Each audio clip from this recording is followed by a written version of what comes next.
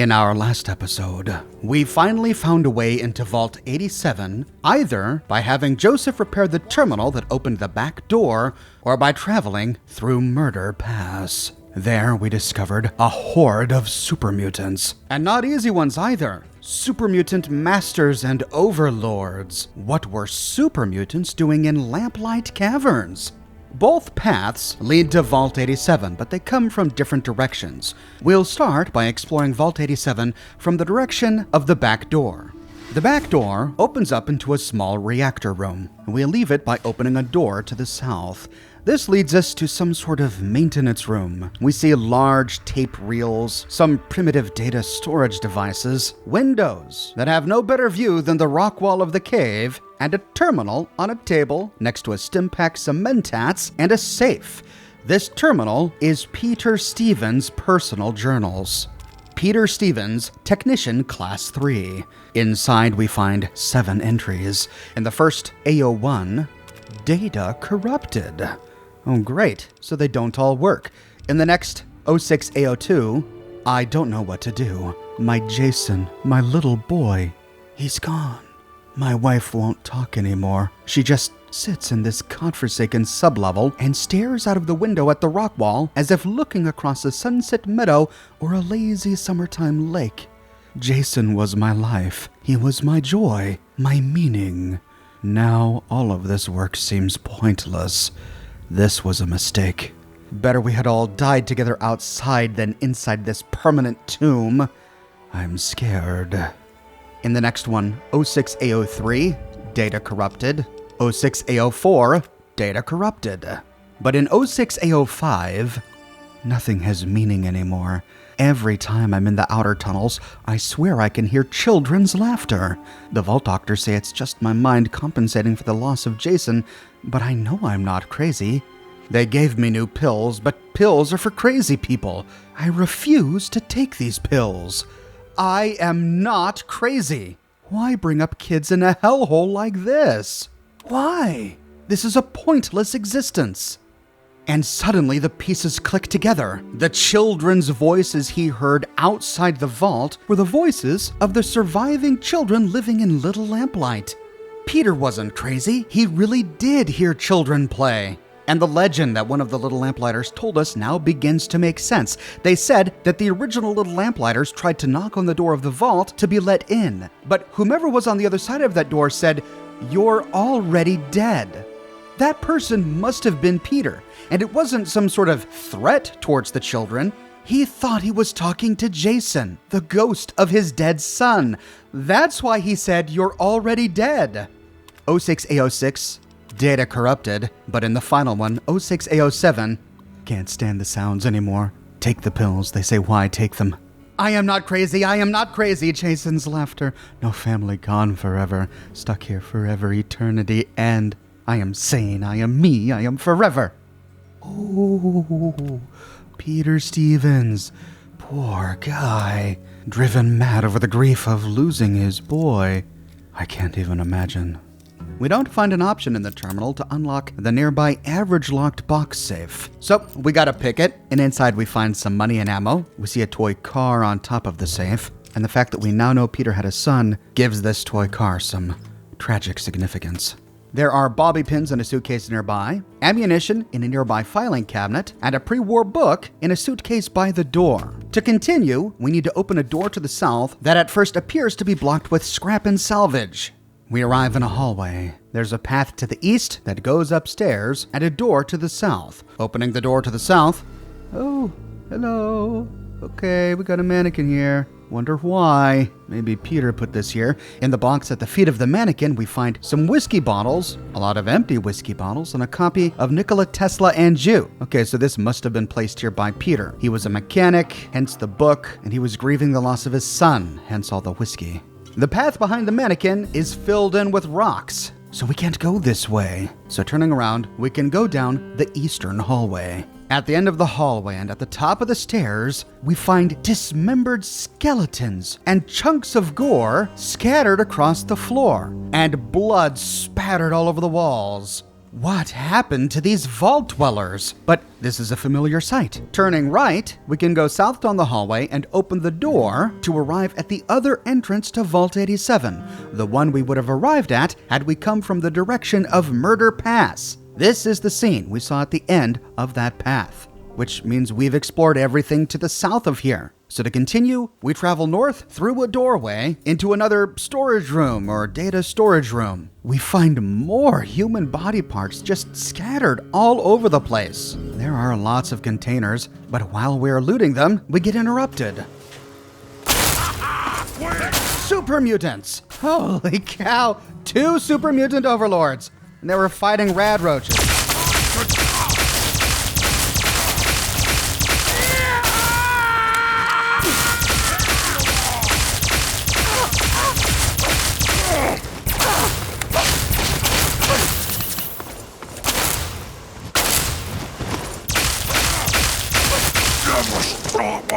Don't make me scared.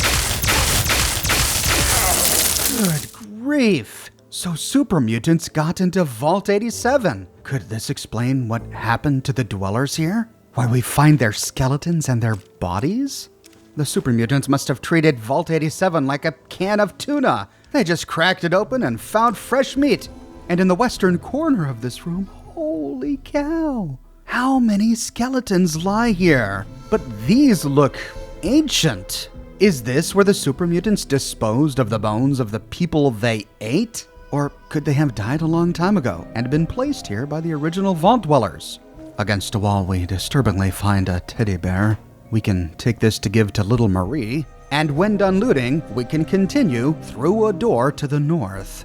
Along the way, we pass by another skeleton with bloody handprints all over the wall, and then turn west to take the staircase up a floor. We see red ticks on our compass, and we hear voices nearby. We arrive in some sort of reactor room, but before we can explore it, let's take care of those voices. With the mutant at the top of the stairs dead, we can explore this room. More piles of fresh gore, more dismembered old skeletons, and a cart cage. But nothing inside. We do know the mutants like to use these as traps and lures above ground. There's a bottle of whiskey by a typewriter, but that's it for this room. So, heading south, we can go up the stairs, loot the super mutant we killed, and then open the door to the living quarters. We arrive in another large room with another reactor, with more skeletons on the floor and more blood spatter all over. There are 2 little nooks in this room, to the north and the south, both of which are empty. So to continue, we follow the trails of blood on the ground through a door to the east. Game's over! Another overlord!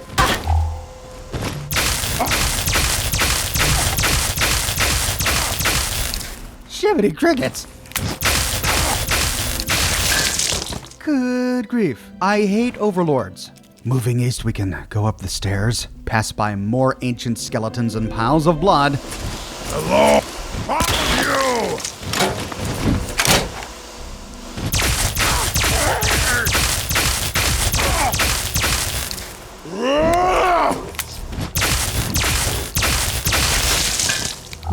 To kill a master.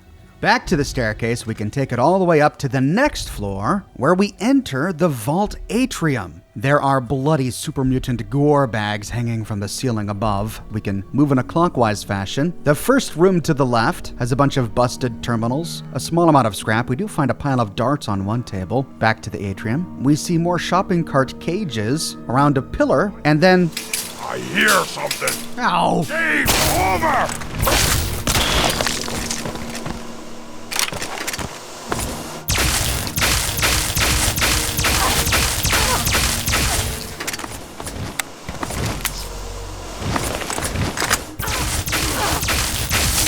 Daggone overlords. Jeez. Well, I think we're clear for now. After looting the body, we can move into this room. Looks like it was a classroom. We see a projector and something being projected on the wall, but it doesn't appear to be anything important. We find cherry bombs and some beer in one of the lockers. Oh, you naughty kids. Back out to the atrium floor, we can continue in a clockwise fashion. Opening the door to the room to the west, we see a barrel fire in the middle of this room and a bunch of gore. There's a nook to the south, but it's empty. A gore bag on the floor with some skulls inside and a couple of lockers sticking out of some rubble, both of which are empty. We do find an ammo canister, some lawnmower blades, and a first aid box on a shelf, as well as a stack of frag grenades. The nook to the north is also empty. On our way out, we see another shelf on the other side of the door that has scrap and one more ammo canister. Heading out, we can move to the center of the atrium. Many of the hallway doors are broken off and piled up here. We see tables and chairs with cutlery and big slabs of meat, and in the middle we find dripping gore bags. We'll have to loot those when we get up to that level. Continuing north, we find a supply closet with a bank of lockers, one of which has a full suit of combat armor. Moving out of this room east, we can explore the final room. Just outside, we see a bunch of scrap and some booze. And inside, we discover that it was a bit of a clinic. Lots of blood all over the floor, some operating tables, a stim pack on a table, a locker with leather armor in it, and an operating table with chunks of flesh on it, vaguely arranged in the shape of a human. Perhaps the mutants arrived while a patient was lying here undergoing surgery. Talk about meals ready to eat. When done, we can head out and move through a doorway to the east. This mirrors the door we used to climb up to this level. This one is on the northern side of the room. We find a room to the right, but it's blocked up with tables and lockers, as if the vault residents tried to barricade themselves against a threat. We see skeletons lying on the ground in this room. They died, but at least they didn't get eaten by mutants. But what a way to go. Continuing east, we round a corner and go up some stairs to the top level of the atrium, where we find another overlord. We have a number of options. We'll start by picking the very hard-locked door immediately to the left. This leads to a large empty room with a door against the southern wall. We arrive in a hallway. The path goes west and east, then down a staircase to the south. But while we're deciding which way to go... Oh! No more games!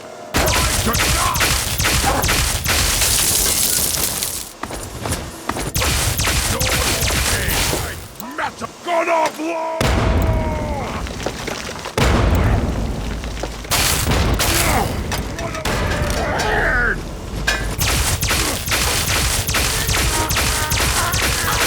Two of them! Wounded!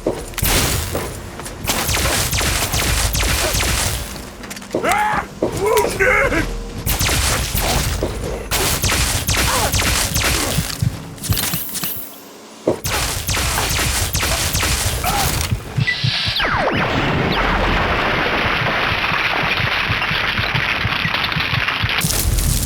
Good gravy. What were they guarding?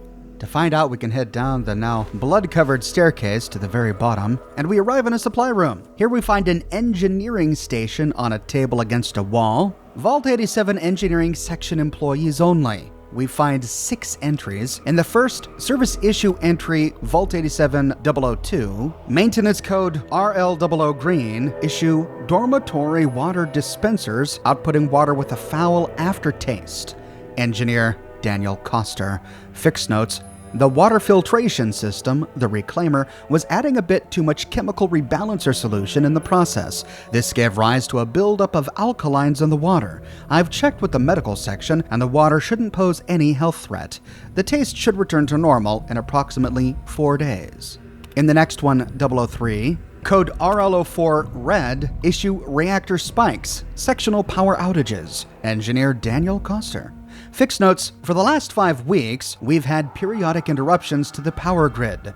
Entire sections will lose power for approximately 1 to 6 minutes, then return to normal. By installing monitoring meters, I traced the issue to sudden immense power spikes in the main reactor. My fear was the reactor was having a major malfunction, but turns out that it's due to a power draw that the experimental section is creating. Whatever they are using in there is way over the limit for acceptable power consumption. I've temporarily remedied the situation by having the backup reactor kick on when needed. I don't like to do this, but I have no choice until I figure out what they're up to. So there was an experimental section of the vault, and many vault dwellers, at least this guy, didn't know what was going on over there. In the next one, 004, entry 004, maintenance code RL01 yellow, Issue Gek Chamber Radiation Purging Offline. Engineer Daniel Koster. Fix notes. Vault-Tech's crappy handiwork is at it again. I've spent the better part of a month patching and repatching the radiation purge system that vents excess radiation from the Gek chamber. I have no idea why the system keeps failing. I suspect the system is simply inadequate and can't handle the amount of radiation it's purging. Recommend installing a new purging system as soon as I can get one cobbled together from spare parts. Should have it ready in about a month or so. Oh, great. So unless this guy somehow managed to fix the purging system, the chamber where the Gek is flooded with radiation. Will we even be able to get it? And now I think we understand why the entrance to Vault 87 was so irradiated. It was coming from the Gek chamber. In the next one, entry 005, maintenance code RL00 green, issue tapioca pudding miscolor. Engineer Daniel Koster. Wow, this guy did just about everything. Fix notes, the mess hall food reconstruction system is outputting the Monday night dessert tapioca pudding in an odd bright orange color. Oh. This was a simple fix. The color matrix was simply misinterpreting instructions from the main brain and outputting incorrectly. I replaced the interface, and the pudding now outputs in its proper hue. Wish all my fixes were this easy. And in the next one, entry 006, code RL04 red, issue EEP chamber failure, engineer Daniel Koster. I was summoned into the overseer's office and met with Dr. Merrick, who heads up the experimentation section. He informed me that one of his devices, what he called an EEP chamber, was edited, or more correctly, redacted. It was a strange device, but I managed to redact it, which didn't fix the problem. I then tried to redacted, which seemed to bring the device back online. I'm not sure what this device is for, but redacted. EEP chamber failure? And in the final one, 007, code RL04 red, issue need help, engineer Daniel Foster. This is the only place I could think of hiding this message. In the event that anyone reads this, please try and get word back to Vault-Tech HQ that something very wrong is going on in the experimentation section. Something they keep referring to as the EEP. My wife, Mercia, was diagnosed by the medical section as having some sort of disease they wouldn't identify. She's dead now, and those SOBs won't even tell me why. From talking to people, I've discovered that many are dead or missing. Checking this with the medical records section gets me nowhere. This is getting out of hand. It's time to deal with this my way. They took my wife from me. Now I'll take their lives away if I don't get some answers. I've hidden some extra help in my safe. Accessing this message will unlock it. If I don't come back, grab that stuff and save yourself.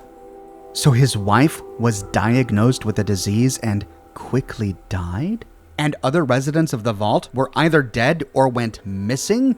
What did Daniel Koster do? Backing out of the terminal, we can access the safe, and all of its contents are still there. We find a scoped 44 Magnum, a stack of frag grenades, and stim packs.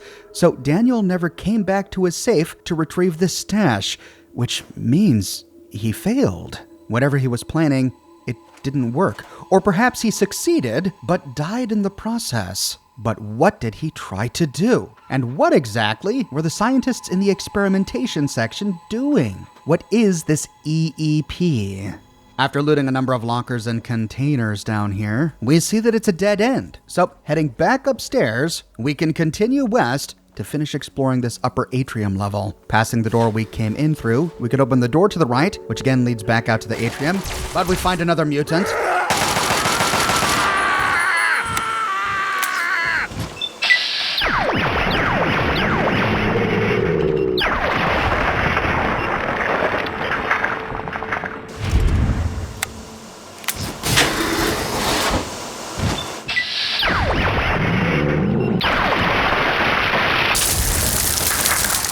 After looting their bodies, we can head out to this upper atrium level. I think that's it. We can loot each of these hanging gore bags, but we don't find much. In one, I found a stack of about 50 shotgun shells. This hallway we were traveling down has a staircase that goes up to yet another level. But before we head up there, let's cross the hall, back to the side where we arrived, and finish exploring the rooms over here. We see that it too had a staircase leading up to an upper level, but this one is blocked up with tables and furniture.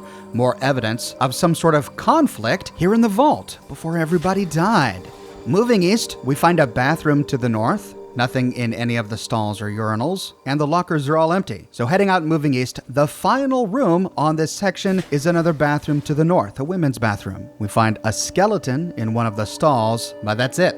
So heading back to that staircase on the southern end of this upper atrium level, we can open the final door on this level. It's locked with an average lock. Inside we find a storage room, railway spikes on a shelf to the left, a Nuka-Cola in a box, a first aid kit on a shelf, a bank of lockers, one of which has some bottle caps inside, some darts, Radaway, and a Nuka-Cola Quantum on a shelf to the west, a copy of Pugilism Illustrated next to some microfusion cells, and an average locked wall safe, which has some caps and scotch inside. With this room looted, we can head out and head upstairs to the next level. We find a hallway to the right, blocked in with more furniture, and out of a room on the other side of this barricade comes even more super mutants. Oh, well. Noises. I was...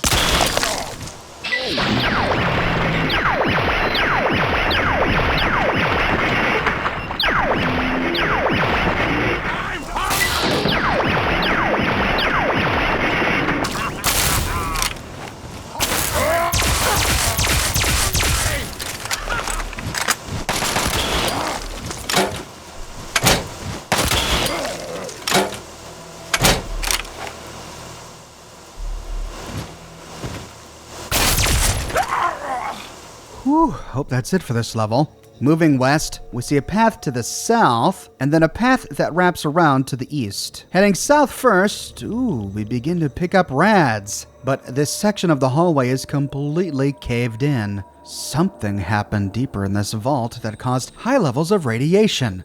Could this be the way towards the irradiated Gek chamber that we read about? If so, we need to find another way. Turning around, we can move north. We find bloody handprints on a window. Ha ha! There you are! And another mutant.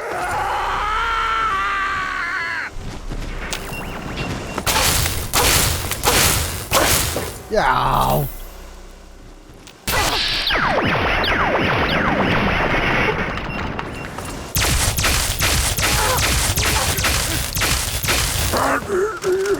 Goodness, this guy chased me all the way back downstairs. Back upstairs and down the path, we can round the corner into this room where the mutants saw us. We find some scrap, a stim packs, and a bottle of Radex on a table, and there's an average locked wall safe against the southern wall. But first, let's check this terminal on a nearby table to see if we can find an option to unlock it. On the table next to it, we find microfusion cells and some Radex, and to access this terminal, we have to hack through an average lock. Sure enough, the first option is to unlock the medical safe. Great. And in the next one, all employees must read. Medical records section, personnel only. To all medical staff. Any vault member marked as deceased by the special EEP section will be tagged and coded in the computer as an unexplained or undefined death. This comes directly from the overseer of this vault, who will be personally inspecting your reports to make sure they are accurate. Please refrain from sending inquiries or clarification requests to this office or to the EEP chief physician. Please print out and give any next of kin Form DV90OL if they have any questions. Oh, great. So any death that happens from the EEP section of the vault is officially undefined. That's handy. In the next one, we find a deceased listing. Vault 87, deceased individuals. Total deceased, 93. Natural deaths, 4. Accidental deaths, 2. Undefined and unexplained deaths, 87. Is that a coincidence? The number of people killed in the EEP section happens to be the number of this vault? Vault 87? And we discover something horrible. Number 2, Jason Stevens, code UD000. UD000 is the code for undefined death. Jason Stevens was Peter Stevens' son. The EEP section of this vault killed him. Continuing down the list, On page 3, we find number 33, Mercia Coster. But her code is N009, which is a natural death. That's odd. We read on the terminal that her husband Daniel Coster thought that the death was suspicious, which is why he practically waged war against the vault. But according to this terminal, his wife actually died of natural causes. But what exactly was code N009? Going through the rest of the list, we don't find any other names that we recognize. We don't find the names of Peter Stevens or Daniel Coster on this list. Backing out of this one, we find a final one, death code definitions. To all medical record staff, the following are the new revised death code definitions. Please update all files to include these codes for faster handling.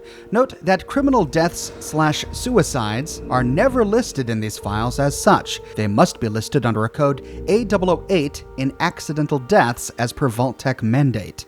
So they listed suicides and murders as accidental deaths? Oh, Vault-Tec, you never fail to disappoint. And here we find the natural death codes we were looking for. 01 is microbial agents, 02 is radioactive agents, 03 is toxic agents, 04 is allergic reactions, 5 is heart disease, 6 is cerebrovascular disease, 7 is bronchitis, emphysema or asthma, 8 is liver disease and cirrhosis, and 9 is cancer type 1. So Mercia died of cancer. And what, they just never bothered to tell her husband? Had they simply told him, he wouldn't have gone to wage war against the entire vault. 10 is cancer type 2, 11 is unexpected organ failure, and 12 is age. There are quite a few ways to die in this vault. We'll go through them quickly. For accidental deaths, they've got massive radiation overexposure, massive toxin overexposure, electrical shock, crushing / by a heavy object, an elevator mishap, drowning, mistaken weapons discharge, and instant death syndrome. This is A008, the one that all suicides and murders should be categorized as. So officially every murder and suicide was just a case of instant death syndrome. And other is undefined / unexplained.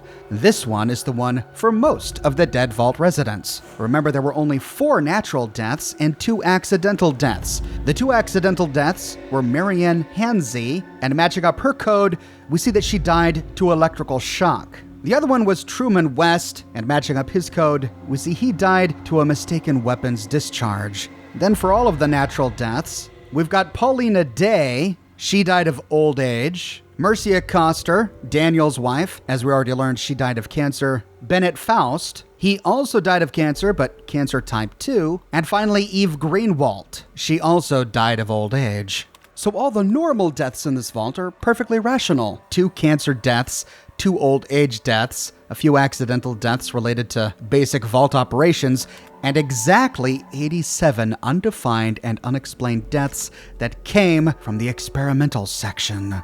Inside the safe, we find some purified water and a bunch of medicine and chems. Now, out of the medical room, we head east. We can loot the corpses of the mutants we shot from the other side of that furniture barricade. We see it over there at the end of the hallway. The mutants had come out of this room, which leads to a staircase that goes up. But before we go up, let's see what was down this staircase.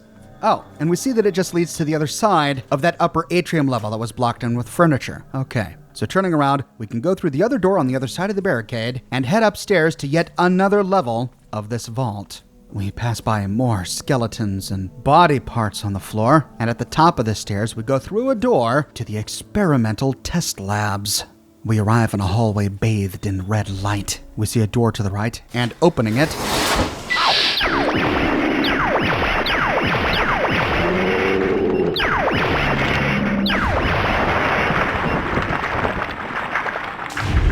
there are many broken terminals in this room. Against the southern wall, we find 2 shelves, each of which has an ammo canister on it, one of which is locked with a hard lock. We also find some railway spikes. In the northwestern corner, we find yet another box safe, this one locked with an easy lock, and inside we find ammo and caps. Out of the supply room, we can move south. Here we find a door with a viewing window and a terminal. Test chamber 1. Peeking in through the window. What? But just then, a centaur!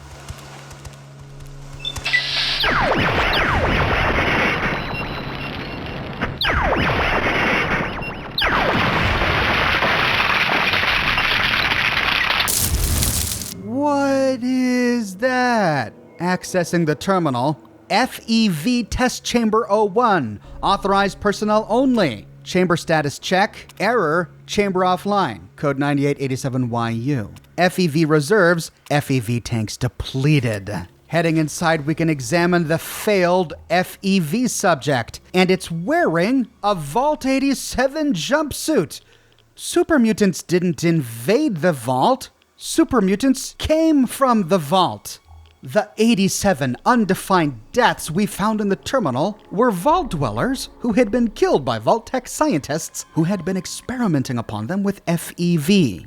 That's the fate of Peter's son Jason. Vault 87 is therefore the source of the supermutant infestation in the Capital Wasteland. Despite their failures, some of the experiments must have become viable, and the viable experiments broke free, perhaps due to Daniel's sabotage. Maybe after his wife Mercia died to cancer, he broke into the experimental lab and released some of the viable supermutants, who then killed all of the scientists and went on a rampage through the vault. That would explain all of the barricades that we find in hallways and in doorways. Then from here it was a simple matter of the supermutants escaping. They went out into the Capital Wasteland, kidnapped people, dragged them back here, ate the weak ones, and dipped the strong ones. This vault is a supermutant factory. Sure enough, in the next test chamber, Chamber 2, we find the door open and little particles floating in the room. We see a grate on the ground, almost as if FEV was aerosoled and sprayed upon the victims in these rooms. But this victim is gone. Perhaps he or she was one of the supermutants who was viable. Moving out, we can peek into the next room, but then we hear a noise behind us.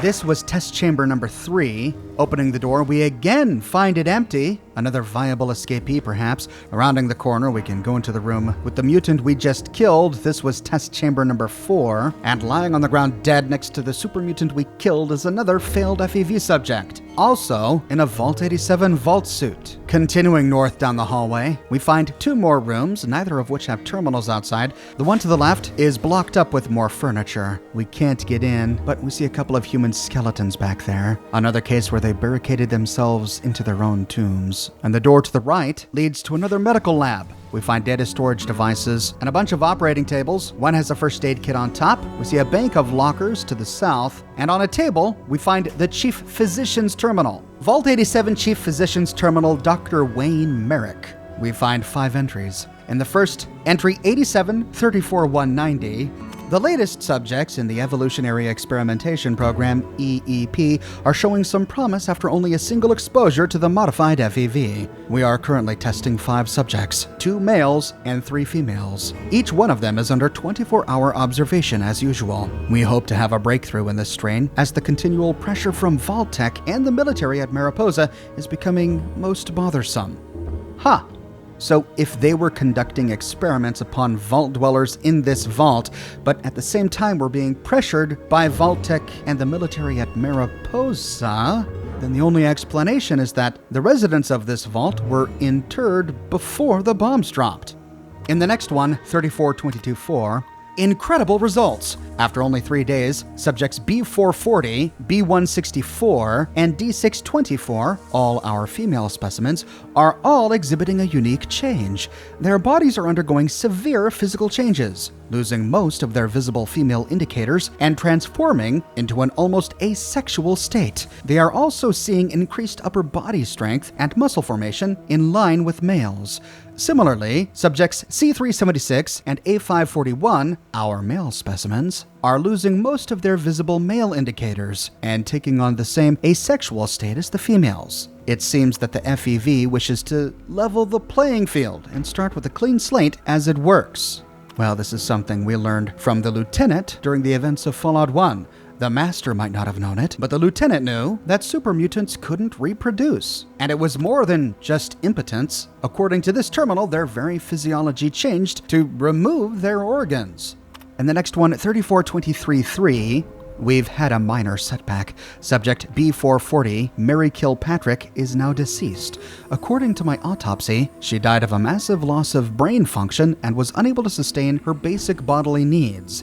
This is the usual pattern we see in all the FEV strains we test, the brains of the subjects becoming too damaged to support even the most basic human needs, eating, sleeping, etc.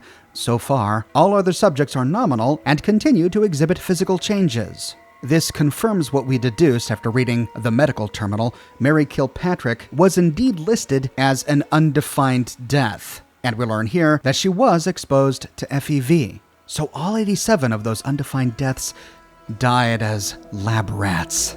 In the next one, 3426-5, at 10 days, we are now noticing that the skin of all of our remaining test subjects is actually thickening and becoming more resilient. This seems to be the FEV bringing about some new adaptive change. This is the kind of result we were looking for, adaptations that could prove useful in combat situations. I need to remember to congratulate Dr. Philo on his skin engineering. His coded instructions in this strain seem to be exactly what he expected.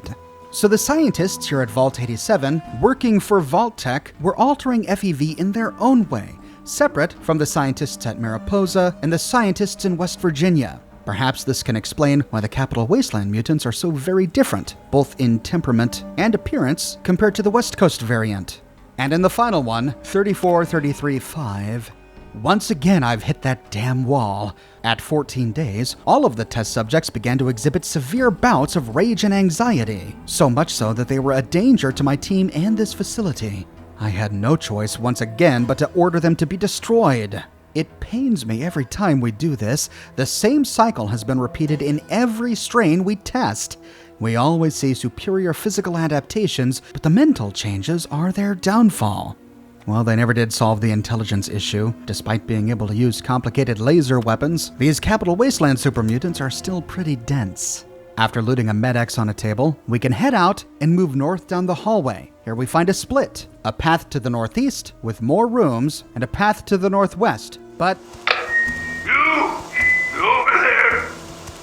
Please, come speak to me. I'm in the room to your left. Oh, use the intercom next to the window. a supermutant who can talk rationally? Accessing the nearby intercom. It can't be.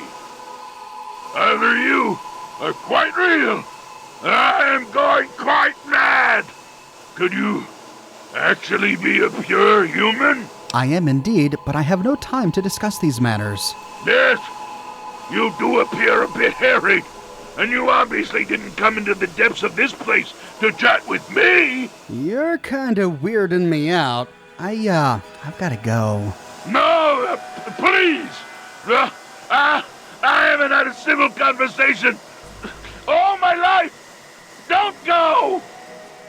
I can help you. A friendly supermutant? Well, now I've seen everything. No, must you use that vulgar term?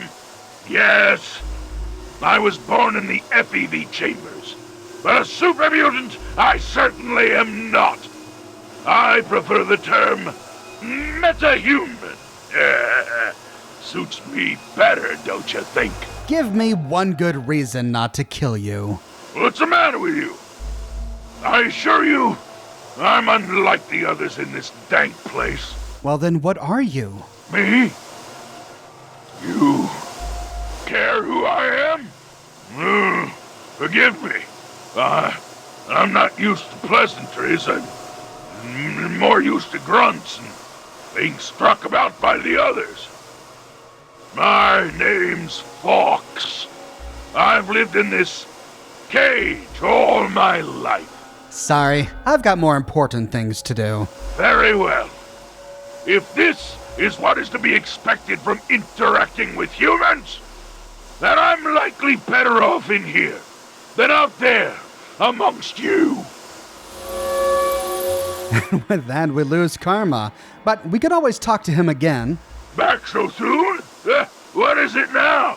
Come to gawk at the caged animal? You belong in that cage, you freak. Oh, very well.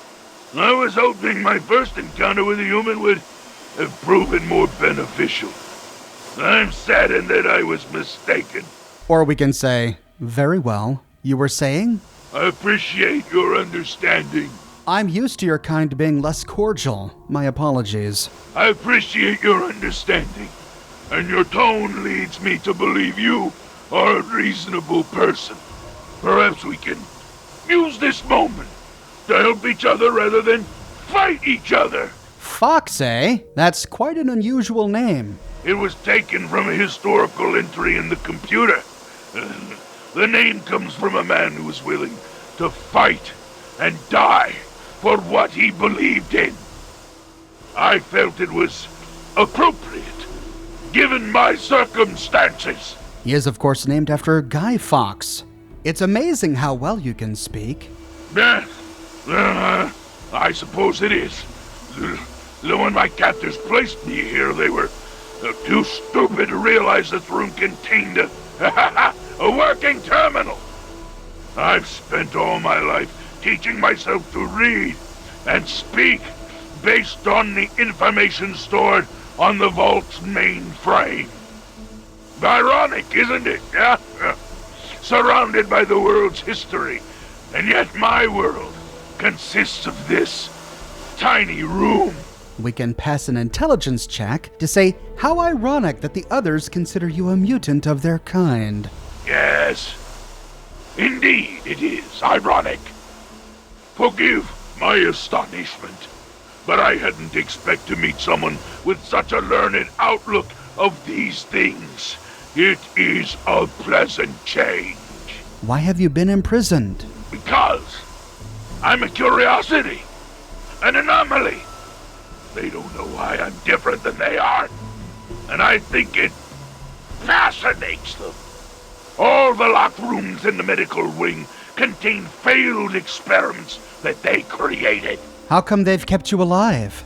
I think when I was created, something went wrong, and I didn't come out like they planned. Just like all the other things in this makeshift cell block were the results of what they would call failed experiments. If they were smart enough. This is a huge waste of time. Is it? If you've been here as long as I imagine, maybe you can help me. Perhaps. I wish I could stay and chat, but I need to find something important. Let me guess. You're here for the Gek. Am I right? The Gek? Never heard of it. I read a tape once on how to tell if someone's lying. And I must say, you're a terrible liar. Why else would you be in this horrible place if it wasn't to get it? People before you have tried and failed many times. However, you're in luck. I know where it is. And best of all, I know how you can get your hands on it. What do you know about the Gek? I know what it is. I know where it is. And best of all, I know how you can get your hands on it. Good. Tell me everything you know about it then. Not so fast. Quid pro quo, my friend. If I'm to do this service for you, I expect to get something in return. Release me from this makeshift prison, and I will personally take you to the Gek and retrieve it for you.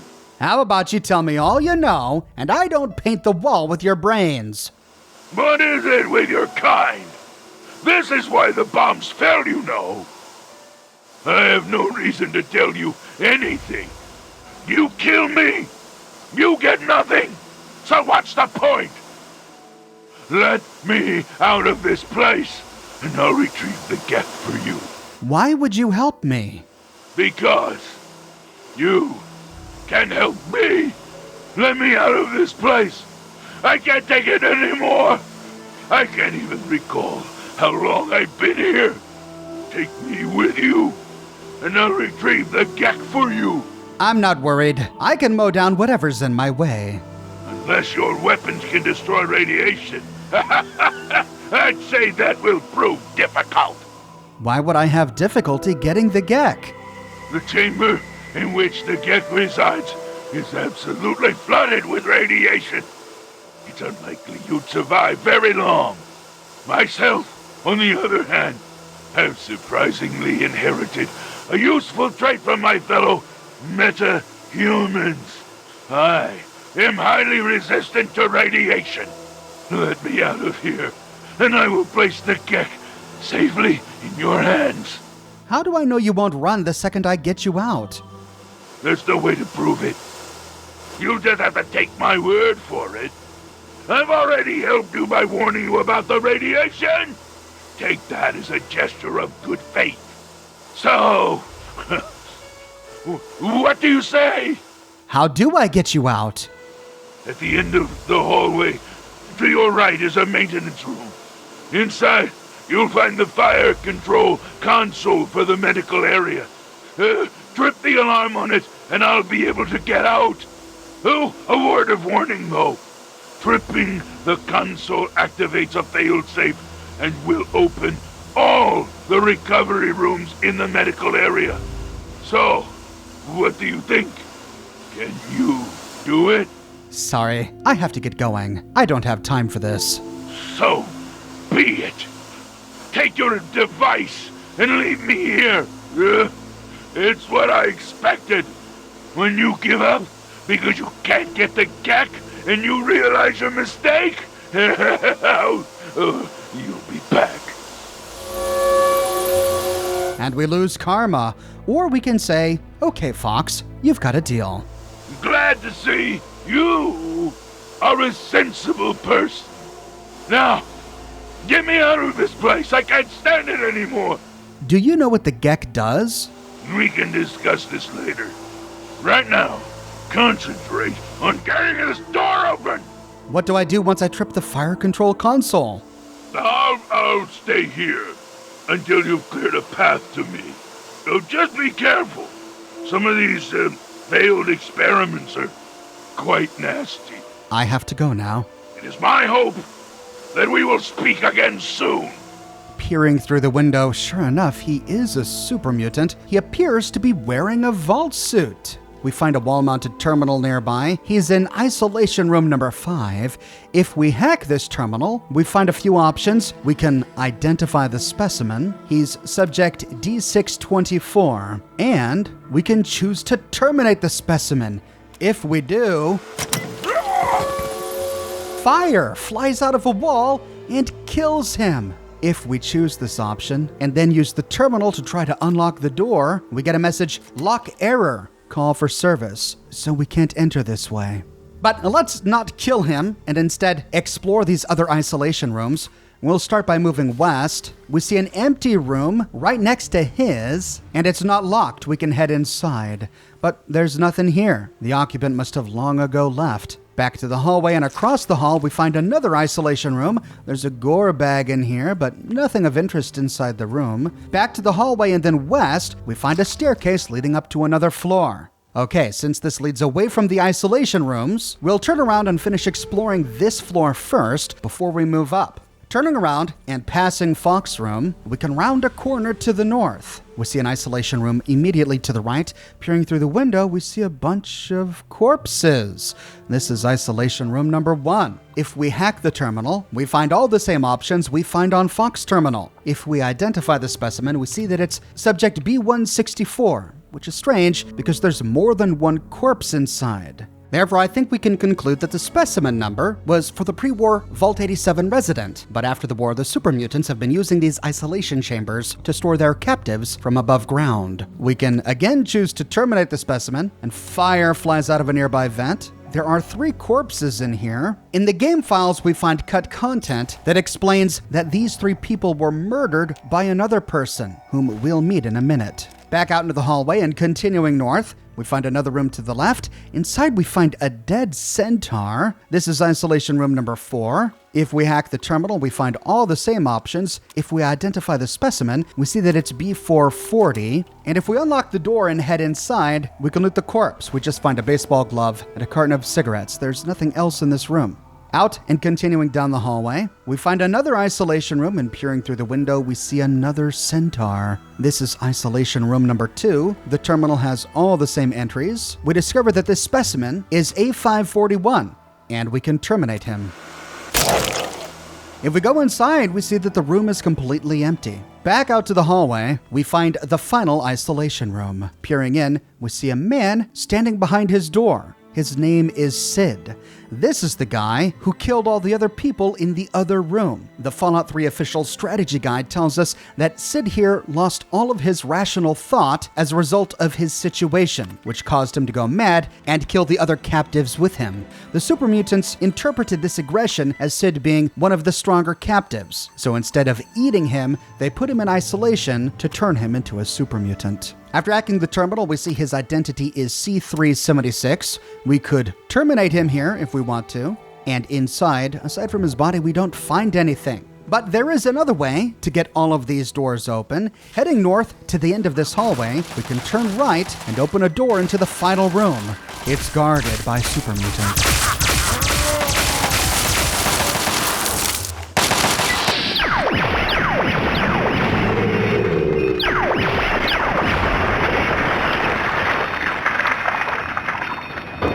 Inside, we find a number of crackling reactors, and two objects we can interact with: the fire control console Fox told us about, and a wall-mounted terminal called the Medical Wing Maintenance Terminal. To access this one, we have to hack it. It's locked with an average lock, and if we succeed, we find options to individually release each of the doors to each isolation room. In this way, we only have to hack one terminal, and we can clear each room one by one.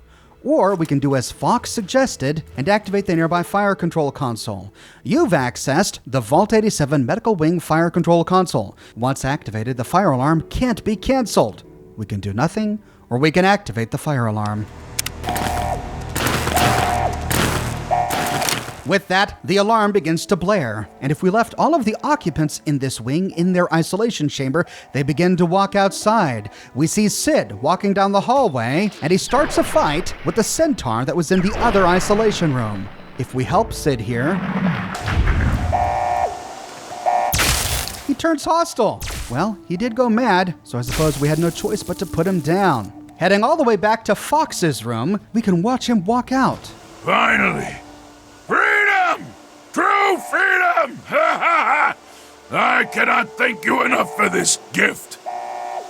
You have no idea how long I've pictured this moment in my mind, and it feels far better than I'd imagined. Now, for my part of the bargain, follow me. With that, we gain karma, and Fox leads us towards the Gek. And the door to his room is open. We can explore it now, but there's nothing here. Which is weird because in his dialogue he said that there was a terminal in his cell that was connected to the Vault-Tec mainframe. It's what he used to educate himself while he was stuck here for all of those years. But we don't find it here. Though we do find a broken terminal on the ground. Perhaps he read absolutely everything, got bored, and then destroyed it. Always a possibility. Also of note, he's wearing a Vault 87 jumpsuit. While following him, we see the number 87 on the back. But in his dialogue, he says that he was captured and his captors put him here. He gave us the impression that his captors were the super mutants, who were too stupid to know what to do with him. But if that's the case, if Fox really is a wastelander who was captured, dipped in FEV by super mutants and then placed in a cell, why then is he wearing a Vault 87 jumpsuit? The jumpsuit makes us think that he's one of the original Vault 87 dwellers. Now, there was a series of holotapes we would have found in Vault 87 that shed some light as to Fox's identity, but they were cut from the game. Those holotapes were from a pre-war resident of Vault 87 named Shelton Delacroix, who was a Vault-Tec security officer. As we listen to each tape, Shelton slowly begins to discover what the scientists were doing to the other Vault 87 residents. But let me start at the beginning. My name is Shelton Delacroix, and I'm a security officer here in Vault 87. I'm assigned to the laboratory level, which sure beats babysitting the reactor room. Sykes and Kostler dragged some unconscious guy from the dorms into the labs. I tried to ask what was going on, but they just glared at me. After they left, I snuck into the containment room and I almost threw up. I don't even know how to describe it. It looked sort of human, but it was deformed. I could see some of its organs on the surface of its body like they were trying to push through. In the second to last holotape, we find him hiding in a reactor room. The scientists are coming for him. What the hell am I supposed to do now? Americ and his team are obviously experimenting on people. Someone's got to put a stop to it. But how? There's nowhere to go and no one to tell. Shit, what am I gonna... Oh my god. They're coming. Tell my wife in Dorm E that I love her. And then, in the final holotape... Stupid machine! How you work this thing? This thing is stupid! Smash it! we hear Fox. Now, in the game files, this holotape does have Fox's name attached to it, so we know that this was Fox, not some other random super mutant. However, all of this was cut from the game, so even though it's likely that Fox was at one time Shelton, we don't know if that's canonical. Fox leads us through this upper portion of the vault. At earlier levels, he's really handy at killing these super mutants, but at higher levels, he doesn't do a whole lot of damage. We eventually arrive at a room with 2 doors. The door to the west is inaccessible. It requires a key, so we have to follow Fox through the doorway to the north.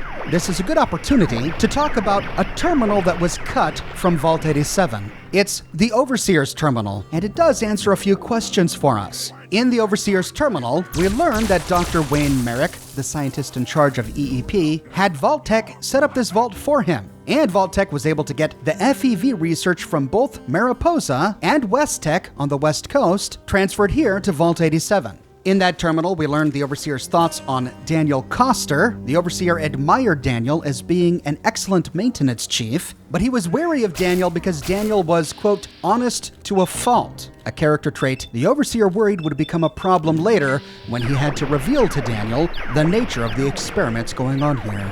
The Overseer's Terminal then has an entry on Peter Stevens, and the Overseer was initially really impressed by Peter Stevens, describing him as an excellent technician, but in an updated entry, he bemoaned the fact that Peter had a nervous breakdown, claiming that his son went missing and that his wife was in deep depression. But strangely enough, the Overseer then says that there are no records of Peter having ever been married or his son ever being in the vault.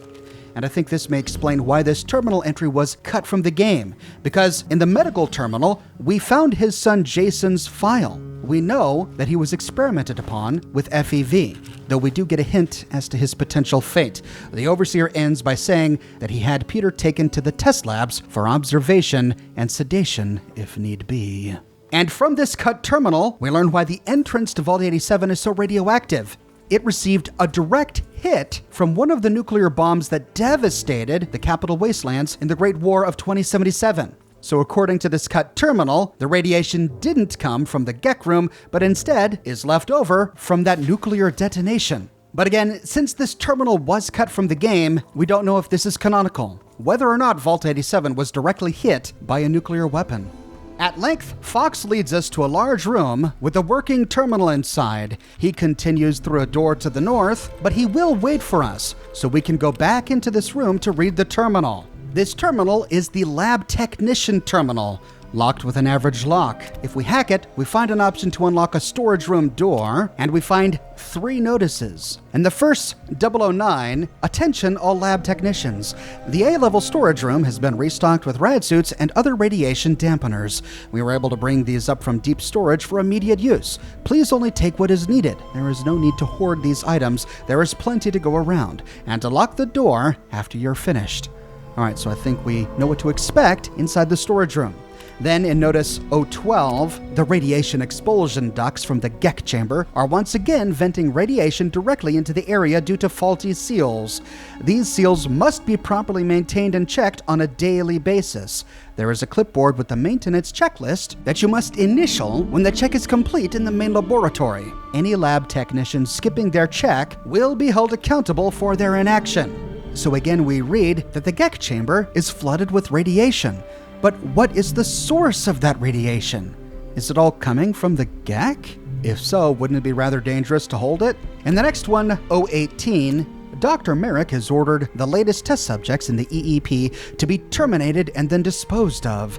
Please make sure that bodily remains are placed in the incinerator. As soon as the subject's vitals are flat, the entire isolation room is disinfected and any relevant data on the subjects are given to Dr. Merrick. FEV is very unpredictable, and we do not want any contamination to remain when the next strain is introduced to new subjects. And that's a smoking gun right there. Now to find that storage room, turning around, we see the path we came from to the right, and then another path to the southeast. This leads to the storage room we read about on the terminal. We find 80 bottle caps in one of the lockers, some microfusion cells, a laser pistol, a first aid kit, and railway spikes on a shelf, then an advanced radiation suit, and a bunch of Rad-X and Radaway on the other shelf. Right next to this is an average locked wall safe with a small amount of caps and money inside.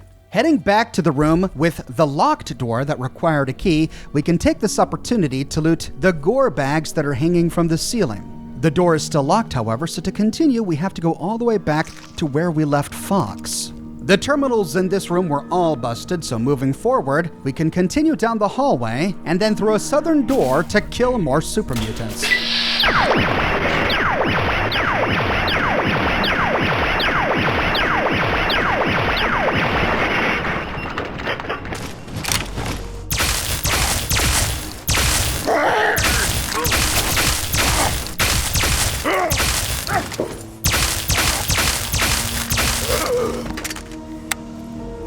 That was barely a fight. The lockers in this room are all empty. Looking through a window to the west, we see green puddles on the floor on the other side in that room. But Fox continues through a doorway to the south. He opens up another door into a final room where we find a first aid kit on a table next to a broken terminal. We pass by some lockers, all of which are empty, and here Fox stops.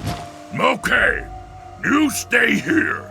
Beyond this door, the hallways and chambers are flooded with radiation. I'll get the case and bring it right back. Keep your eyes open. Any of my lesser-minded brethren are bound to stumble across us.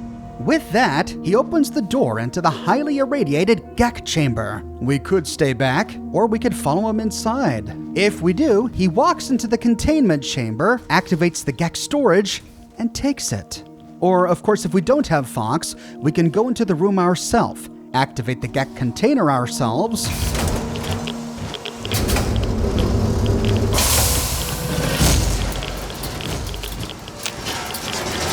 and then take the Gek. You found the Vault 87 Garden of Eden construction kit. Whoops, shouldn't that be creation kit? What do you want to do? We can do nothing, or we can activate it. Are you sure that you want to activate the Gek? Yes. The Gek will collapse all of the matter within its given radius and recombine it to form a living, breathing, fertile virgin landscape and allow life to begin anew. Are you certain you want to do this? I take it this is our final warning, but yes, this is exactly what I want to do. And we're done. So instead of activating the Gek, we can head inside and take the Gek. If we choose to take the Gek ourselves and we released Fox, he says, Deciding to retrieve the device yourself was foolish when I was at your disposal, but so be it. And there's nothing else in this Gek chamber. We see windows leading to some of the other rooms of the vault that we've already explored, but we don't find anything else here. Or if we allowed him to retrieve it, and we waited patiently for him to return. Here's the Gek. Our bargain is complete. As promised, here's the Gek. I hope it's worth it. I'm afraid this is where you and I part company. I'll find my way out of this place. Don't worry. Maybe we'll meet again somewhere in the wasteland. Yes? What is it? You can't come with me? Sorry. I'm afraid a super mutant wouldn't be welcome in the places you frequent. All I would do is cause you undue attention and, probably get you killed. All right, well, thank you and goodbye, Fox. Farewell, my friend. I suspect we may meet again. Now that we have the Gek, we can examine it in our inventory. It just shows up in the miscellaneous section as Gek and the picture of a suitcase. Now, we need to work our way out of Vault 87 and get this thing to Madison Lee. As we enter the room with the locked door... What?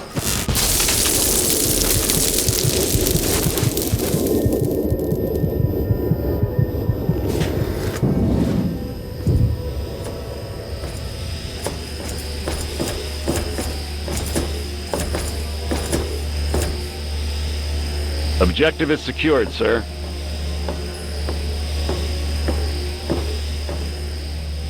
Good work, soldier. Make sure the Gek is secured aboard my vertibird. Yes, sir. I'll have the techs come down and remove it immediately, sir. You're certain she's unharmed? Yes, sir. She'll pass out shortly, but we can revive her. Excellent. Prepare her for transport immediately. Right away, sir.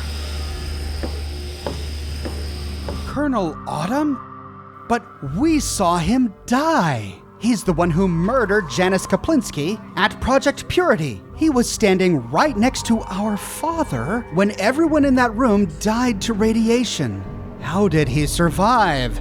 But thinking back, replaying those events in our memory, we do recall that he appeared to inject himself with something just before he collapsed to the ground.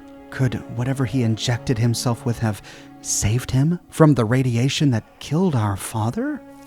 With that, we're out of time. We'll pick up right here where we leave off, wherever it is we turn up, in my next episode. I publish many videos each and every week, so if you don't want to miss my next episode, be sure to subscribe and to click that bell notification button. If you have and you feel like you're still missing out on YouTube notifications, consider following me on Twitter at Oxhorn. I update Twitter manually with every new piece of content that I publish. I have a shirt shop with completely unique designs that you can't find anywhere else. My designs come on shirts in a variety of men's, women's, and children's sizes, and in a wide array of colors. You can find them on other products as well, like smartphone cases, pillows, posters, stickers, mugs, prints, etc. So if interested, you can find a link to my shop in the description below, or you can click here. If you like what I do and you want to support me in a more personal way, consider becoming a patron on Patreon or a member here on YouTube. But more than anything, I'm just so glad you're here watching this video with me today. Thank you so much for watching, and I'll see you soon with more brand new videos.